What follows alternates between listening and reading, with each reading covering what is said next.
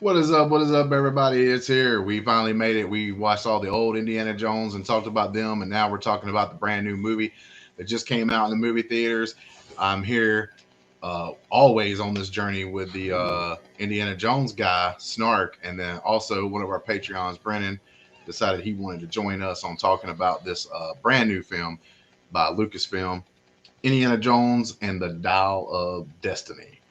Uh, I actually changed my little name underneath there because I was doing the box office breakdown Mhm. and it kind of does like still fit because unfortunately this movie was made for a lot of money and it didn't have the greatest of opening weekends. But we are here to talk about it. We'll just go around, I guess, and we'll talk about the everyone's like just in general kind of spoiler free thing, and then we'll jump into spoilers and stuff like that afterwards. So, Brennan, you're the guest. I'm gonna let you go first. I really enjoyed this film quite a bit. A couple of quibbles with things in the plot, but we'll get to that later. With some just questions I had. But as far as the rip roaring action adventure with that classic sense of fun, the old MacGuffin driven story with a little bit of real history thrown in. I mean, I enjoyed it. I had a good time. I ate it all up. All right. With that being said, Brandon, like 1 out of 10, I hate to put you on the spot here, but 1 out of 10, what would you like kind of give it a rating as? I would probably give it an 8, An 7 or an eight. 8. All right, we got you there, and let's jump to you, Snark. Your general thoughts about the film. I was not as happy with it as Brennan. There was a lot of things to enjoy in the movie. Don't get me wrong. I did not hate the movie. There's just rewatching all the films beforehand. You start getting excited. Kept thinking that it would improve over the Kingdom of the Crystal Skull. But when we went back and rewatched it, I actually liked the Kingdom of the Crystal Skull a little more than I did before. Hopefully, in 15 years, I'll feel the same way about this one. But I would rate this one um, only maybe a 6 to 6.5. Not absolutely terrible, but I don't know if this may be my least favorite Indiana Jones movie. All right, and then on my thoughts is first 20 minutes of this film. Like I know some people may have some issues with CGI, but I'm not one of these big. I don't have an eye for the CGI particularly. Sometimes like I saw the Flash movie and there's like a scene where the baby shower part or whatever people know about it. They watch that movie where I could tell that CGI was like super bad, but it's got to be super bad for me to notice it. I thought they hit it pretty well in this first 20 minutes or so of the movie, and I was like having fun with the movie. And then things start happening after that kind of brings the score down for me. And I'm about the same range as Snark on this one. I go as low as a 6, just because of a lot of other things that we'll discuss here. But just that's our opening thoughts, our opening like just in generalities about the movie. Brandon's a little bit higher than us two on it. We're about the same, and we'll start talking about why we think that way here in just a second. So if you just wanted to hear like what we thought about the movie in general, you're good to go. But from here on out, we're going to talk about spoilers. So there goes your warning. But yeah, guys, let's just go like a free flow conversation about what we thought about the movie and stuff. So like, I'll go ahead and start out one issue I have with this. Okay. I have been a big proponent and a big defender of a movie done by Lucasfilm, The Last Jedi. Uh, a lot of people's criticisms with The Last Jedi is all about the Luke Skywalker character and how a lot of people that were big fans of that character, which I'm going to admit, I wasn't the biggest fan of Luke Skywalker in the original trilogy. I always kind of rooted for the bad guys. You can tell by the stuff, sitting up here behind me and everything else. Uh, but with that being said, I still enjoyed Luke or whatever overall. I just wasn't that big of a fan. So like when people were breaking down The Last Jedi and they were talking about how they took one of their favorite characters and kind of made him like almost sad, a hermit, this ain't my Luke and stuff. I've defended The Last Jedi on that, right? Because I was like, well, in this story, maybe it makes sense, right? Not everybody stays the same. Luke Skywalker comes in and he gets like a little beat up and he gets a little tore down in the movie and everything.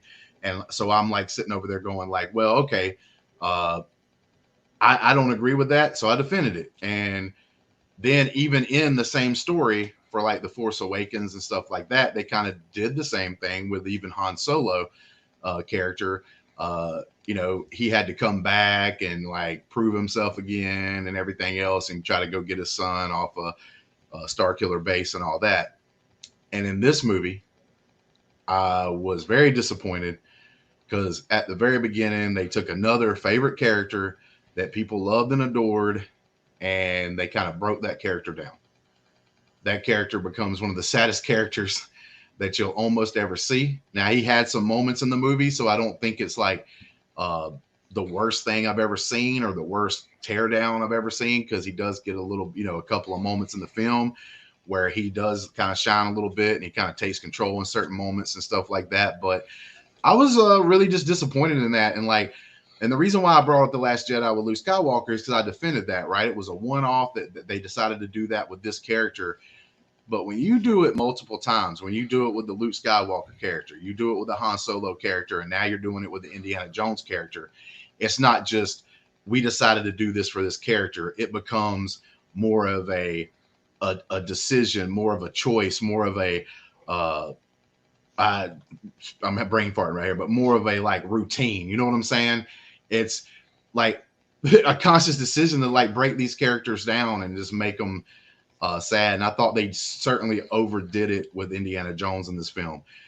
Indiana Jones in this film, not only his old age, which they could have played with by itself and it could have been fine. You could have made his point that he's because he's old, he's having to retire and everything else be like a sad moment for him that he has to come back from.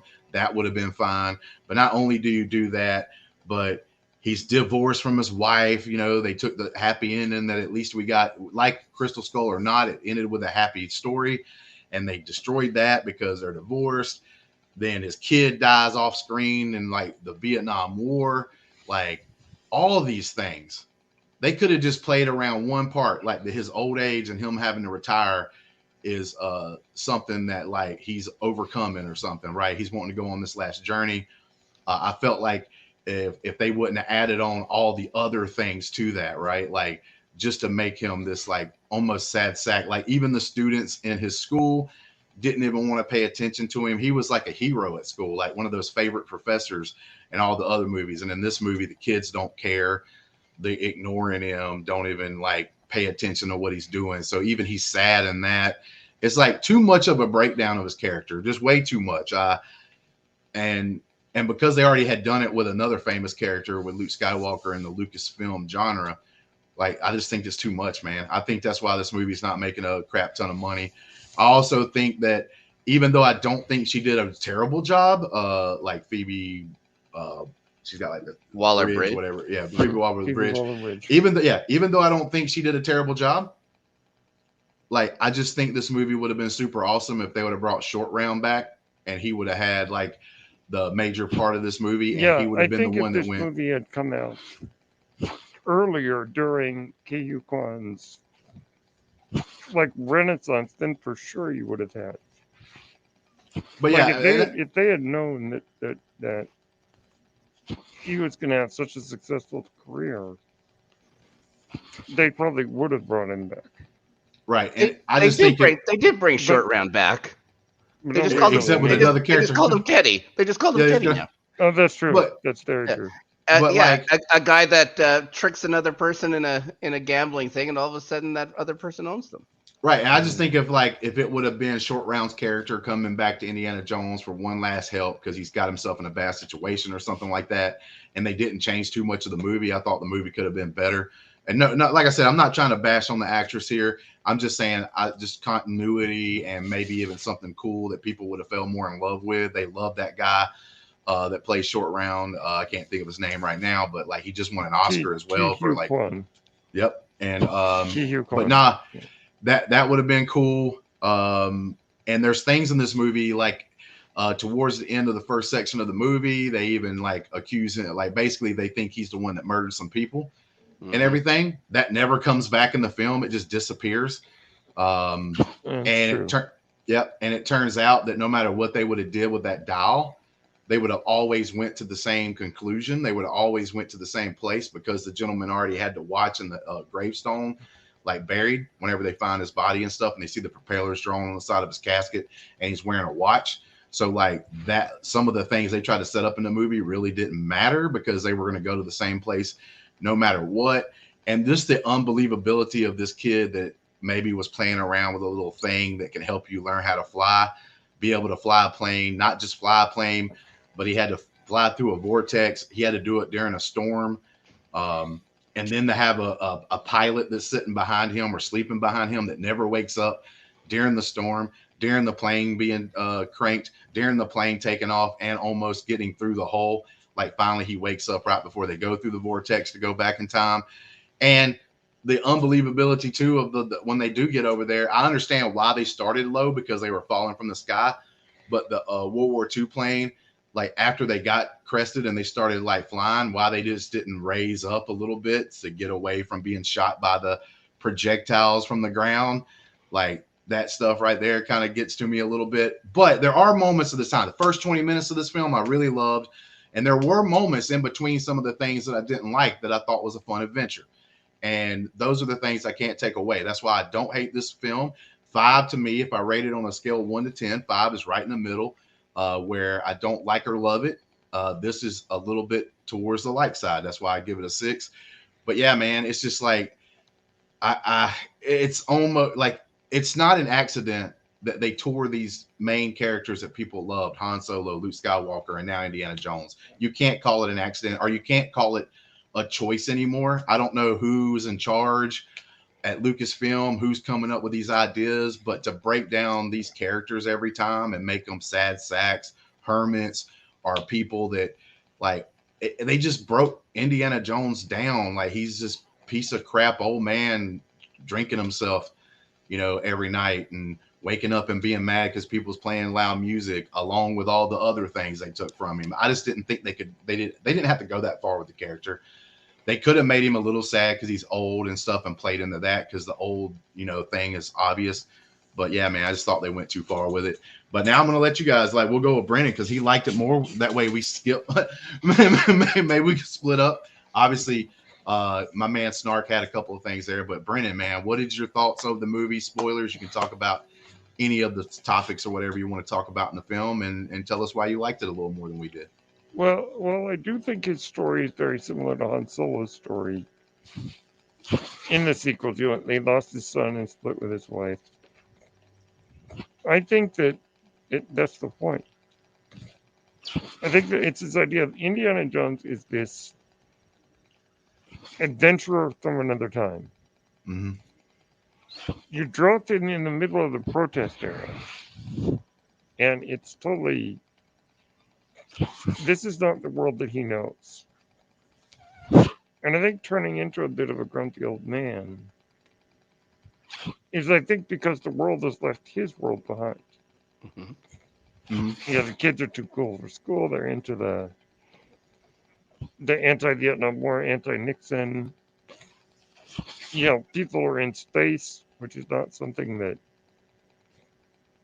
Indy could even have imagined when he was alive. Or when he was young in the 30s. And it's a world that it's moved on from him. And even though I do think it's quite similar to what we've seen with other stories, I think that that's the point. I think that that's what they're trying to say.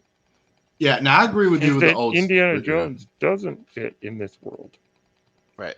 Right. Now I get with the old stuff, right? Like I agree with that. I agree it is a little bit of a different world. My whole point, I think, is like they just took it too far. Like you could have went with that story. You could have went with the fact that he's old and he's having struggles because it is a different time for him. He, you know, just like any older person, they start feeling out of touch with the world. So I get all that. But like to make him have a divorce, his kid died in the war. And not only did his kid just die in the war, they had to put in another sucker punch. Like he joined the war to piss off Indy. It wasn't like he joined the war because he was patriotic, you know, because Indy taught him how to, you know, be good with America and stuff like that. He just joined the war because he was mad at his dad. So like that's another jab to me. Like, why do you got to stick the knife in a little bit further, right? Like you already have his old age, you already have him retiring, you already have like the surrounding world, like you're talking about, like changing around him and being different. But why do you have to take all those other things away? Why do you have to deconstruct him so far? That's my biggest problem. Well, killing Shia LaBeouf off screen is not a bad idea. Yeah, I just think they could have had him like they could have said he was in the war, or they could have said he was like doing something else. That's fair. I mean, yeah, they do take it quite far, and it worked for me, but I understand it didn't work for everybody. Yeah, they seem to punch down on Indy quite a bit. But you know, when they punch down on Indy, do they really, you know, raise up Helena all that much? I don't think they do much for her character. I thought this is a good chance to show her as more of like the Indiana Jones type. She has attributes, sure, of Indiana Jones. She also has lots of like attributes of like Belloc and stuff like that from the first movie about archaeology for profit sort of stuff. So you can't tell if you're supposed to like her, if you should be wary of her. But you know, I did enjoy Phoebe Waller-Bridge. I enjoyed her performance. I wish she was given more to do. I think some of the stuff was ridiculous. Like he tells like she starts laughing or whatever, and the guy, my friend just got murdered, and she says sorry. That's like, yeah. Like, what are you supposed to do with that? Like, I don't think she did I agree with you. I don't think she did a bad job. My problem is like what she was given to work with, because you're right. Like she does that, right? She starts laughing right after one of Indiana Jones's good friends died. He has to remind her, like, I don't know why you're giggling. Like, one of my friends just died. She's also doing this stuff for money, and I don't feel like in the story that she ever truly learned. Like, there wasn't a point in the story where I was like, man, she learned her lesson. Like, she's trying to become Indiana Jones, right? She's trying to do this for the museums or to just keep, you know, history intact kind of thing, right? I never really got that from her at any point in the movie. She also like almost kills Indy like 2 times in the movie, like where she leaves him locked up with those like not FBI but CIA agents and everything else, and he's having to escape because she locks the door behind him and everything else. And there's like another part where they get kind of like hooked up, and she's like laughs and kind of says like shoot him, like when one of the cops or something like that's trying to get him. And it's like, dude, I am I supposed to like this character? Because I don't really like this character. Like, I'm here for Indiana Jones. That's the name of the movie. And you're having this so-called other character that might be stepping in to take some of the like showcase, and you're having them like do crappy things to Indiana Jones, laugh when you're not supposed to. And I just don't think they ever gave the character like a moment to where I was like, okay, cool. Like, she started off this way, and then she progressed through the story where she became this super good person. And then like, even at the end, like, okay, like maybe she set up, but you didn't even see a moment where she even sets up, you know, Indiana Jones and his ex-wife getting back together. Like, that just happens. Like, there's just like there's no moment for her to kind of redeem herself or learn anything. She just keeps doing what she was doing from the entire time of the film. Now, like I said, it's not her job's not to write. She doesn't make those decisions. She's supposed to be an actor, actress, whichever they're using today. But yeah, with that being said, like, I just didn't feel like that character got redeemed. What did you think, Brennan? I mean, did you think the character did enough in the film to like overcome that? She was a very injured character because her dad had gone crazy. Mm-hmm. And she had no idea why her dad had gone crazy. It's not until Indy says, by the way, he had the dial. He went nuts over it. I thought if I took the dial away from him, he'd be fine, but he just went more off the deep end. Right. I think that once she learns that, then she goes, oh, here's a puzzle piece of my life. Right. That I didn't know, and now that I know it, I could start to change. And now, to be fair, I do agree with you that we didn't see her change dramatically. Mm-hmm. We didn't see that moment, but I think that was the moment. Right. I just don't have a. Oh, go ahead. Could they have done more with it? Could they have done more with it? Sure. But for me, once she had that piece of the puzzle that she didn't have, once Indy filled it in, I think she made a realization that the way she had been living her life was because she didn't understand. And now, because she understands, she could start to change a little bit. Yeah, I was hoping for a more dramatic hero Yeah, arc for no, her. Like that's I a would have, fair, yeah, that's a fair argument. I would have, yeah, because if they could have done it, if they could I have would done it agree with right, that. I if would they could agree have with done that. it right, would you have been up for seeing more of her in a further adventure? Keep the legacy I going, but in different films, like Well, I'm not going to say Indiana this Jones. real quick. I'll ask you this question. I'll answer your question, then I'm going to ask you guys as a panel another question in return. Sure. I don't think so because I think Indiana Jones is kind of like set that it's Indiana Jones. Like I just don't think the whole of America is going to get behind going with in this particular character sense like a female character, right or wrong, whatever. I just don't think they're going to do it. It'd be like if they took James Bond and made that like a female character, like out of nowhere. I don't think like the group of people that's love the franchise is going to go behind it switching like that.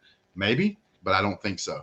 But my question to you guys is, was there a moment in this story to where you can point to and go, oh, after this movie, if they were to make a second movie with her being the main character as basically a stand-in for Indiana Jones, is she different now? Is she going to actually only be taking things, artifacts for a good reason? Like, I can't look at this movie and go, there was a moment to where she learned her lesson and she would be the Indiana Jones character. That would be my biggest problem with going into the second film. Where in this film did she learn her lesson from Indiana Jones to where she would be a better person and she wouldn't be trying to make money off these things?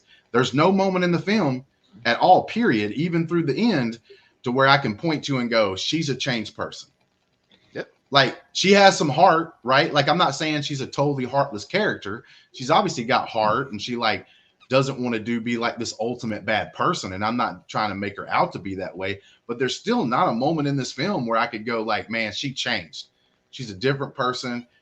She could be able to fill Indiana Jones's shoes and do the good thing, everything. Is there a moment, Brennan, where you thought that like in this movie where she totally became a changed person to where she would do the good thing at all times?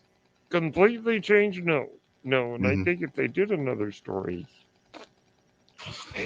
that might be the moment where she actually has that. It like another movie where she learns that lesson, but because we're just talking about this movie, Right. yes, I do agree with you that there could have been that moment that showed a dramatic change. I think the changes that we got were subtle, and maybe they were too subtle. Maybe. Yeah. I think I can see that point.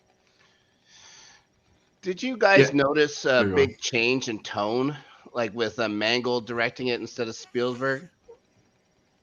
I thought the first Oh, 20 I'll go. I'm sorry, Brent, but I'll no, just go ahead and say I thought the I think first I 20 know where minutes, you're like I said going. earlier, was an Indiana Jones film, and I Yeah, thought there were that felt moments in this very movie. Indiana Jones. Yeah, Yeah. there were moments in the main film after that first 20 minutes where I felt Indiana Jones moments. Like maybe it was a little too long, but like the little chase scene where they're driving those little almost half bike, half car The things tuk around, tuks. Yeah. the tuk tuks or whatever. Like maybe that scene did last too long because there's another drawback to Yeah, this there movie were to some me is it's action too long. scenes that went a little long. Yeah. Yeah. Like, so I do think this movie overall was a little too long. I think they should have cut But some stuff out, like, to be that honest. first 20 minutes, that's very Spielberg. Yeah. Yes. It was great. And I think that maybe it's meant to be kind of different later. Because it's like saying, here's an old fashioned indie adventure. Now here's India in the modern day, and the tone changes. But that first like action scene, well, just to talk about that scene, that was very Spielberg. And Yeah. Mhm. that maybe is my favorite part of the whole movie. I think it's a lot of people's favorite parts of the whole Is movie. that sequence is incredible. Yeah, I agree. It's an old fashioned indie scene. Now, two things about that section of the movie. One is Mhm. how the hell does the ultimate bad guy survive getting knocked That's a off good that train question. by a big That's a rock. good Like question. he doesn't even have scars on his face later on. Yeah, that's a good question. I was thinking the same thing. Yeah, Mhm. but the second thing I was going to ask you guys is this: like Mission Impossible and movies like say John Wick and stuff like that get a lot of traction and a lot of love because when you watch those movies, even though you know it's a movie and even though you know there's no probably real super real danger, you do know that like Keanu Reeves and Tom Cruise are there doing these like kick-ass stunts, so it makes it feel more real. I do think that this movie, along even with they started doing it in Crystal Skull, and they definitely did it in this movie a lot. Did a lot of CGI stunts and stuff like that, where there was probably green screens. They probably wasn't actually. Well, ain't no probably. They wasn't on top of that train. That's one Right. of the downsides of modern blockbuster filmmaking is in general. Yeah. It's a lot of CGI stunts. They could have cut their budget just by using real people doing stuff. Well, there's Yeah. that too, yeah. I actually must say think that I think if you're going to be, I think John Wick and Mission Impossible, a lot of people are excited about the new Mission Impossible coming out. And one of the reasons is when you Real see stunts. Tom Cruise, when you see Tom Cruise hanging onto an airplane, he's hanging onto a gosh darn he's airplane. really hanging onto an airplane. Yeah, now he might be strapped down, you know what I'm saying, with the best strap ever known to man. And maybe it's not as dangerous as it seems, but he's still outside of an airplane holding on. Like he's doing the thing, right? There is something about that is lacking in a lot of the big blockbuster films nowadays. I really feel like these blockbuster films need to start doing that. Not only like I think Snark's right, like it saves money, but it also gives stuntmen their jobs back. But You know what I'm there's that saying? too, yeah. And like just the realism and like because there were moments in this film where I was like, nah, bro. Like it kind of took me out. Like I mean, in the Indiana Jones series has a lot of ridiculous moments. Yes. Oh no. But here goes the deal though. That's I do agree with you.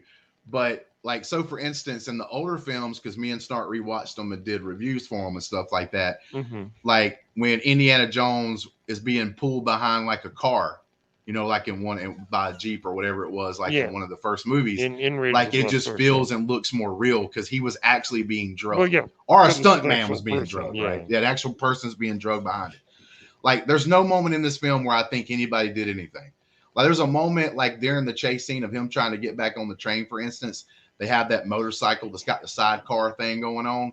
And one of the motorcycles, they end up ramming them or doing something where they ram the sidecar into a tree, basically. Well, yeah, it's like splits in half. Yeah. Yeah, exactly. That wouldn't happen in real life, but you can kind of tell that CGI. Yeah.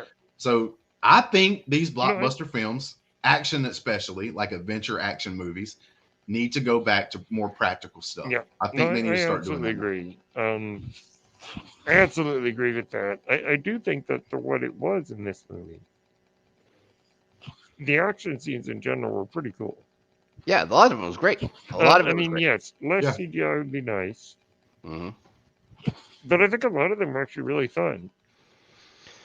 Were they a little long? Yes, but I thought they were kind of good.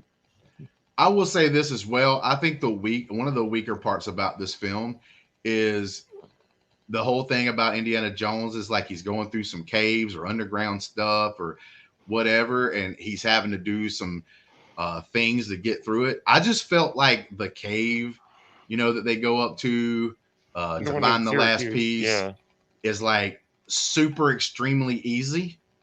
Like there's only one real thing that they have to really get past, and that was figuring out the water displacement thing or whatever, which I do give them props. Indiana Jones did that. But the only other thing they did going through this cave that felt like it had any kind of traps or anything, it wasn't a trap. They just walked into a room with a bunch of bugs that they didn't notice because it was dark. Like, you know what I'm saying? Gross. That's true. It was rather simple. Yeah. So I thought that was a weak part of the film as well. Because when I watch an Indiana Jones movie, I love the traps and the situations they get put into. The puzzle solving. In the caves. Yeah. Have some more of the puzzle solving and him trying to figure stuff out. Yeah, no, I would agree with that. I would agree there. Let's skip to the end. And I read and heard that a lot of people, not the biggest fans of this, but the time travel element, going back to the siege of Syracuse. How did you like that scene just in general, Justin? We'll let Brennen start out, sure, because he's the guest. Well, Brennen. you know, oh my gosh, I actually had a lot of fun with it. I mean, Is it ridiculous? Yeah. But one of the things that I thought was kind of cool is the causality loop of the dial, because they were always meant to go back in time and meet Archimedes. Yep. And I thought that was really neat, because then it's sort of a, what they call a causality loop, meaning that it was always meant to happen, because we see Archimedes' corpse has Bowler's wristwatch on it, and as Justin said, the side of the coffin had a dragon with propellers. Yeah. And so we get to do that, and so we get to see that it was always meant to happen. Yep. And I thought that was really, really neat. And I think that what I think is interesting is that the dial doesn't have any power in and of itself. Yep. All it does is says there's a time fissure at such and such a place. But because they didn't understand, Archimedes didn't understand tectonic plates, it's not quite where he said it was. So the fissure that they go through is the wrong one. In fact, Archimedes rigged it so that they would always go back to the Battle of Syracuse. Okay, yeah, I was gonna say the tectonic plate thing to me was kind of useless, because I just figured that it was always gonna be, because it was always gonna be at the same time. Because if Archimedes always meant for them to come back in time, what does the tectonic thing have to do with it? But I thought you just said something interesting though, where the dial's not that important. Like, you think it gives you the power. Well, I mean, the dial is, but it doesn't have power. Right. Here's my thing though.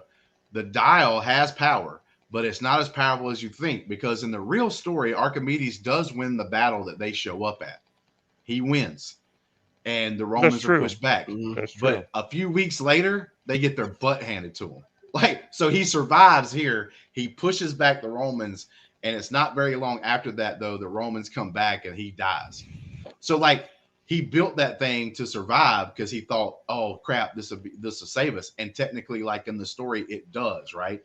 It does save him for that moment, but it doesn't change anything, because he still dies, but it's only at another date that he didn't have anything to do with. I guess the question would then be, what was the point? And now that you raised that point, I mean, that is an interesting question. Because usually, I don't like to compare the movies too much, but in the other movies, there's a reason. For each object, there's a reason for it. So yes, in a sense, I was a little bit confused by what the reason was behind the whole thing, but I will say that even though I was a bit confused on that, I did think the causality loop was really cool. And because I'm a fan of history, I knew what the Antikythera mechanism was. Right. When they mentioned that at the beginning of the movie, I went, I know what that is. Because when they had announced the title of the movie, that was the very first thought I had. Nice. I knew about that shipwreck where they found that device. Yeah, that's cool. So I love that they tied this into real history. And a lot of, the globe-trotting, history-solving adventures. But I will agree with the point that at the end, it's like, well, what was the whole point of the adventure to begin with? Yeah, right. Other than the Nazis had their calculations wrong. Right. Stupid Nazis. I mean, I can see the point in the adventure, because as far as the characters, we as a person watching a movie, we have the perfect eyesight of 20/20 vision or whatever. It's the joy of getting there. Right. Yeah. If you're the character in the film, you think you're stopping this guy from becoming super Hitler. So I get why the characters go along. So that part doesn't bother me as much as just some of the other things. I like the ending's aesthetic and everything. I like the fact that there's even a mess up. They show back up in the old times. But it's like I said before, there was just some things in this section that kind of just threw me for a loop. One of them is, why don't you just raise the little thing on your plane so it just flies up? For two, it took them. It's a fair question. It took them at least 15 to 20 minutes to fly across this little section, right, of this little bay or whatever they were doing the fight in. That's and true. that in a plane that would have took 2 seconds. because they wasn't like going around in circles or anything. That'd be even super dumb. But anyway, so like that seemed to take forever. The moment when the one bad guy like bashes out a window in front of the plane to start shooting his gun out the front window and mowing down some of the road. Even though I got a laugh out of that, that doesn't make sense. He would just fly out the window because of pressure and shit at that point, I would assume. Well, not when you're that high, not when you're that low. Also, okay, you might be right. You might be right. The bomb bay was already open too. So okay, so the pressurized. So that, all right, so cool. But he busts out the window and he's like just shooting out and he's like as they're going down to the ground to die. He's not even trying to. He's just trying to shoot. The guy was a little trigger happy. A little trigger happy. It's because they're Nazis and they're stupid. So. Yeah, that's right. That's true. That's true. Stupid Nazis. But and then I just didn't like. I understood why Indy would want to be there and stuff because of the fact that like he's touched things in the historical realm and everything. But I just thought they did it in a wrong thing. If they would have had him more happy in the movie where maybe he's a little sad about retirement or something right there, but he's still got his son, he's still got his wife and everything else. He's got a reason to go on kind of thing, yeah. Right. But if he would have had that reason to go on, if he would have had that reason to go on and he still wanted to stay, it would have been cool.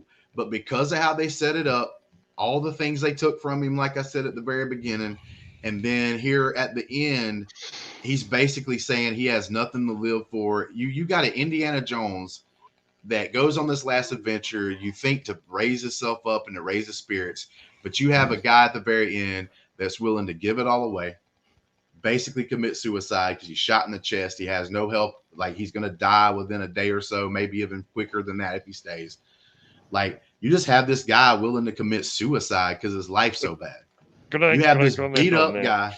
Yeah. You have this beat up guy that's willing to lay his life down for nothing but to see a little bit of history and everything else because there's nothing worth going back to in the real world.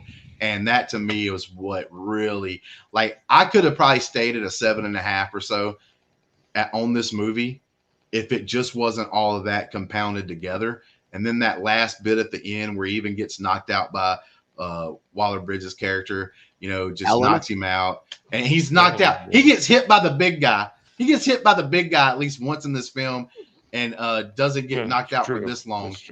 And then he did have a bullet inside him for an hour. Okay, all right. We'll give you that. Hey, we'll give you that. Maybe your fist is real bony or something. Actually, I have a thought on the ending here. Okay. Right. But those things compounded with the fact that like the plane that the kid, all right, so they landed. Oh yeah. Where's the runway for them to get the speed to take back out and get out the fissure before it closes? That's a fair question. Yeah. Right. Like so all those things together makes this movie like down towards a 6, maybe even a 5.5 in my book when you put all this stuff together. The end is probably the weakest part. Now, I think in the case of, as much as I enjoy this movie, I think my biggest criticism is this. The decision to go back was not Indy's decision. Right. Right. Because he was knocked out by Helena, she's the one who dragged him back to the normal time. And I think in a way that kind of takes away his agency, because I think that ultimately at the end of the day, it has to be his choice. He has to be the one, because it would have been emotionally more impactful if he had been thinking about staying, and all of a sudden the thought of Marion comes to mind. And then he says, I can't stay here. I got to go back. Yeah, I agree. I think that would have been emotionally more effective. Yeah, and I believe... Because he didn't make that choice. That choice got made for him. Mm-hmm. That's probably the part of the movie that I have the biggest problem with. Yes, and I'm going to add to you, Brennan, is that what do we love about Indiana Jones? He's not like the guy who always wins. He's not the guy that always beats the other guy up in a fight.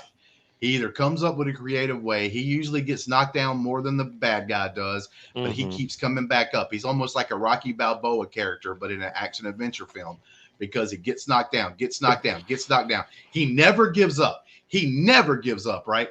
Like he's always getting back up to finish what he started every single time. Instead of saying Adrian, it's Marion. Exactly. So in this movie, if you wanted to, because he's old and things are getting kind of hard, maybe it's a little tougher for him, right?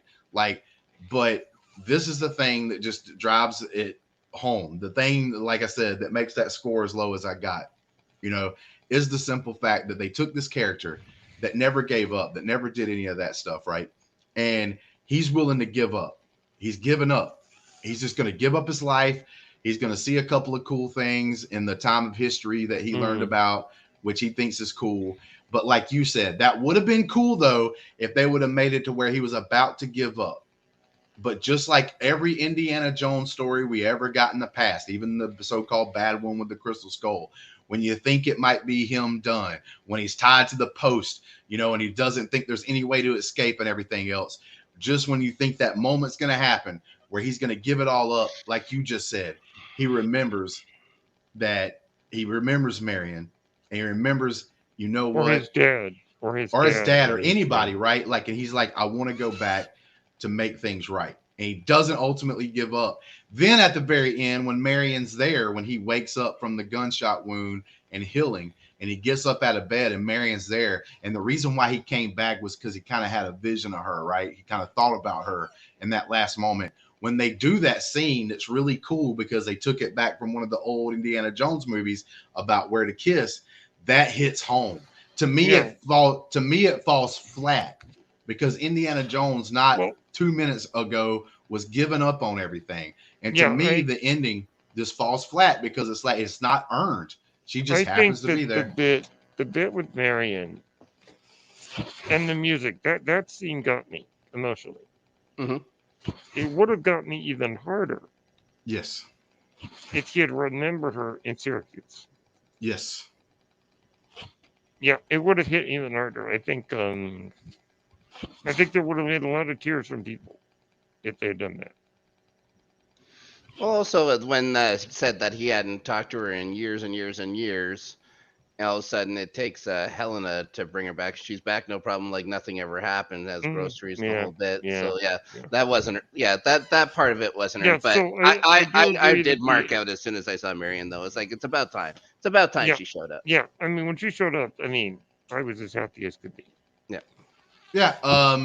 Well, let's go ahead. It's a mixed bag ending, I'd say. Yes. It's kind of a mixed but bag. Let's go ahead and we'll start closing this out. We've almost we're getting close to the 45-minute mark and everything. We don't want to go on too long like the movie kind of seemed to do a little bit. So but let's go ahead and end this out. We're going to do a little circle around and give like closing thoughts about the movies, maybe some things we didn't hit on super hard that you remember or whatever.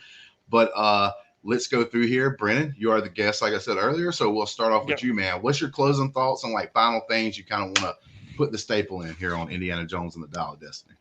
I think when it comes to the action, the adventure, and the history, as well as some of the themes about, the world at that time, I think the movie hits it really well. I agree. I think D.B. Waller-Bridge is actually really good as Helena. I mean, yes, could she have been better written, but I think what she was given, I think she nailed it. I think that, so in those regards, I think the movie succeeds. I think when the movie has a little trouble is in some of the plot things that really don't really work. But I think the plot is probably story. It's probably its biggest problem. I think everything else is pretty good. So those are my final thoughts on it. All right, man. What you got, Snark? What you leaving us with tonight? Indiana Jones has been my entire life. I remember seeing this movie, seeing Raiders of the Lost Ark when I was 7 years old in the theater with my dad, and a few years later seeing Temple of Doom and The Last Crusade. I remember when I went to see Kingdom of the Crystal Skull, I remember being fairly disappointed, and then 15 years later, actually enjoying the movie. I get to enjoy the movie now. I'm hoping that in 15 years, I'll enjoy this movie as much as I enjoy Kingdom of the Crystal Skull. Now, at least I can find Crystal Skull campy. But there's a ton of things to enjoy in this movie. That's why I do not dislike this movie at all. I was just I had 15 years of buildup of just please nail the landing, please nail the landing. I don't think they quite did. Would have loved to have Spielberg at the helm instead of Mangold. You can tell like just the overall feel of the movie is different. That being said, a great first scene. I actually did quite enjoy the Battle of Syracuse. I thought it was neat to see. I thought it was neat to have Indy there just to see it. Yeah, even if you overlook the dumb things I brought up, that it's still a fun looking scene. It's still a fun scene. Yeah. And there's chase scenes. There's what you want in an Indiana Jones movie. Yeah, It just doesn't feel quite the same. But you just want him to go out with more of a hero's ending. Maybe I think the ending was a little soft. But yeah, I'll watch this again soon. I'll probably won't see it in the theater again because it might not be out in the theater for very long. But I'll watch it at home where I can just sit and enjoy it, and hopefully I'll notice things that I may have missed. Maybe that'll help my enjoyment of the movie. But as for now, still a 6.5 isn't bad. Yep. Right. Well said. I'm a little lower than you. I do agree with both y'all in certain aspects. All the things that Brennan likes about this, he's right. They hit a lot of that stuff, like the history, like the first 20 minutes action scenes, a couple other actions and adventure parts of it were fun. I thought the cave part was weak, but other than that, the other stuff I thought could be fun and interesting. Besides if you can overlook the fact that Home Dude's on a boat, that they escape on another boat and he just looks through binoculars and they happen to change direction. And he knows exactly where they're going after that. I wondered about that scene. Exactly. So like if you can overlook some of the dumb plot or story details there and everything else, you can have a little more fun with it. But I do agree with Brennan. Some of the action, some of the adventure and stuff like that is good enough to enjoy. And some of the historical references and stuff is actually pretty cool. But I also agree with Snark. There are some things to enjoy about this movie, but there's also a lot of things mixed in with that to not enjoy. If you are a hater of The Last Jedi because of what they did to Luke Skywalker's character, which I said before, and me and Brennan's talked about this a lot, I defend. The Last Jedi is a masterpiece, and I will say it to my grave. Yes, I defend The Last Jedi. I defend what they do with Luke Skywalker. It will be written on my tombstone. But I defend what they do with The Last Jedi because I also feel that they gave Luke Skywalker one of the most amazing Jedi moments that I'll remember in all of history, written in books, seen in movies, seen in animation, cartoons, seen in TV. It doesn't matter. Luke Skywalker at the end of that film, what he does to save the resistance is one of the coolest and best things a Jedi has ever done. So I can forgive them by breaking that character down some, by making him the hermit on the island, because I do believe that they overcome that with the ending, because that's a sweet ending to a sweet ass character, to be honest with you. My problem here is they didn't do that as much with Indiana Jones. I got this background that's behind us, but there's a little more meaning to it. I got it, and it's supposed to be the poster from the movie and everything else. But as I slowly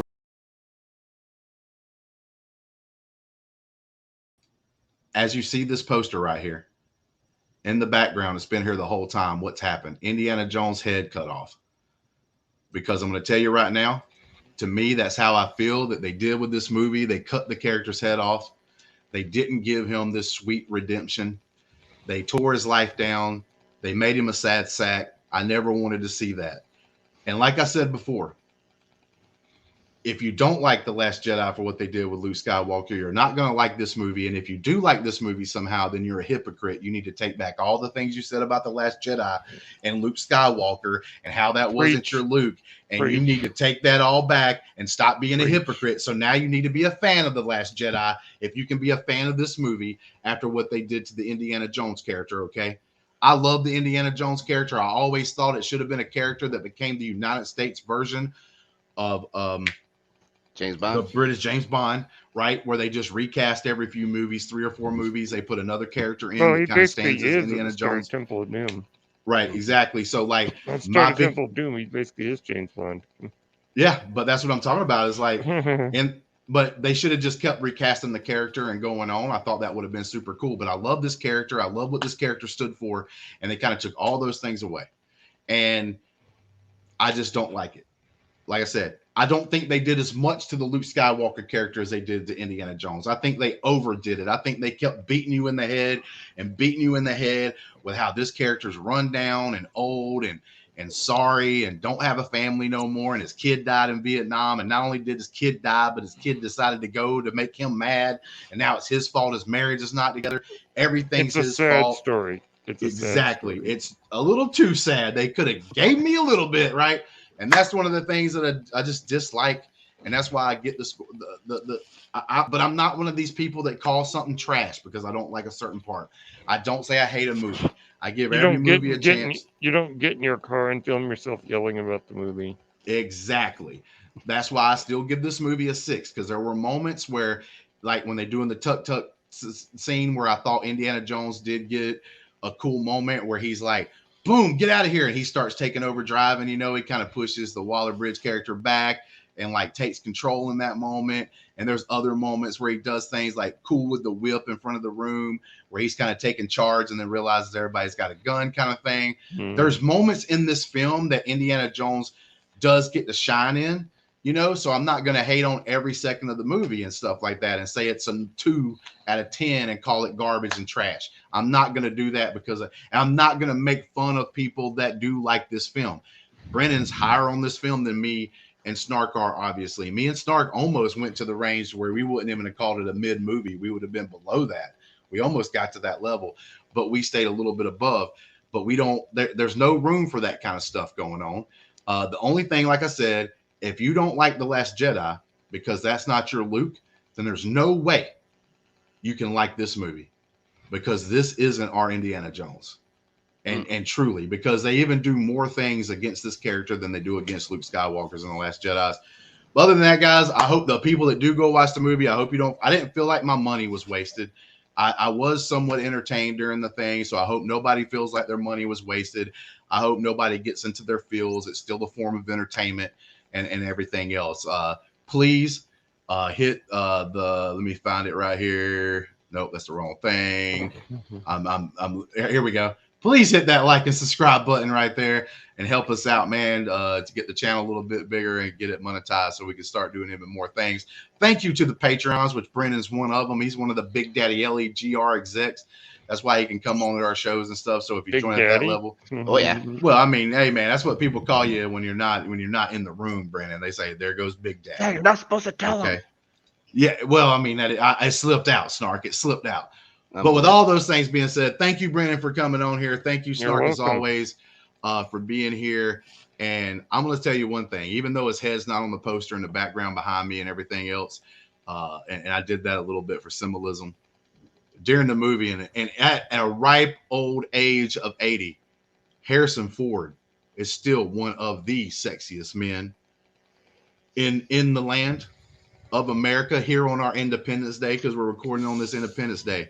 I'm going to tell you guys right now, just like the other 2 guys in this room with me, as you're sitting around out there celebrating one of the sexiest countries in the world, I want you as individuals to recognize you stay sexy as well. Until next time, peace. We out of here.